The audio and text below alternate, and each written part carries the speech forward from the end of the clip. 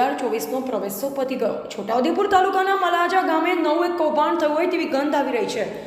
આજરોજ તાલુકાના મલાજા ગામે ખુલ્લા મેદાનમાં 830 જેટલી સરકારી સાયકલો જોવા મળી, જેમાં સાયકલ ઉપર લેબલો લાગેલ હતા કે શાળા પ્રવેશો 2023।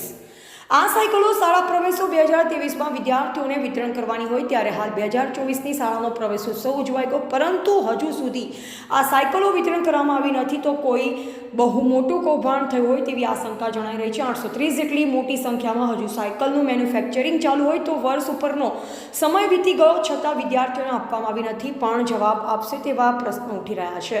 અત્રે ઉલ્લેખનીય છે કે છોટાઉદેપુર તાલુકાથી નજીક આવેલ મલાજા અને એકલબારા ગામની વચ્ચે ખુલ્લા મેદાનમાં સરકારી યોજનાની 830 જેટલી સાયકલો મળી આવી છે, જ્યારે ત્યાં કામ કરતા કર્મચારીઓને જણાવ્યું હતું કે હું 1.5 મહિનાથી આ કામ કરું છું, આ સાયકલોનું કામ હજુ ચાલે છે, જે 4-5 દિવસમાં પૂર્ણ થઈ જશે। આજ દિન સુધી કોઈ સુપરવાઇઝર આ જગ્યાએ દેખવા કે તપાસ કરવા આવ્યા નથી।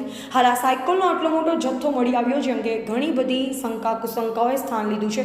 ગ્રામીણ વિસ્તારમાં શિક્ષણ ક્ષેત્રે ચાલતી લોલમ લોલ અને मेरा नाम मोनू है। मैं 1.5 महीने से यहाँ काम करता हूँ और अभी 4-5 दिन में ख़त्म हो जाएगा। और अभी साइकिल डिलीवरी नहीं हुआ, लोडिंग नहीं हुआ, अभी सुपरवाइज़र कोई नहीं आया। और इस 830 साइकिल है और देखो सुपरवाइज़र कब आता है ये नहीं पता।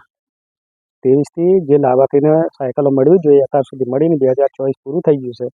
એ લાભાર્થીને ભંગારને માફક છે ને એ વસ્તુ પડ્યું છે, તે કયા ટાઈમે તમે આપો ને લાભાર્થીને ક્યારે એ વસ્તુ મળશે, જેથી કરીને સાહેબશ્રી જે એનું વિનંતી કરીને જે તે ટાઈમે જે લાભાર્થીને લાભ મળે એવું શક્યતા છે અમારે।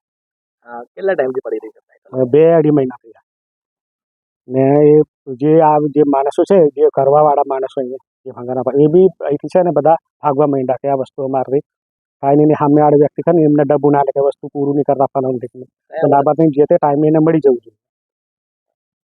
શું નામ છે? ગોવિંદભાઈ રાઠવા।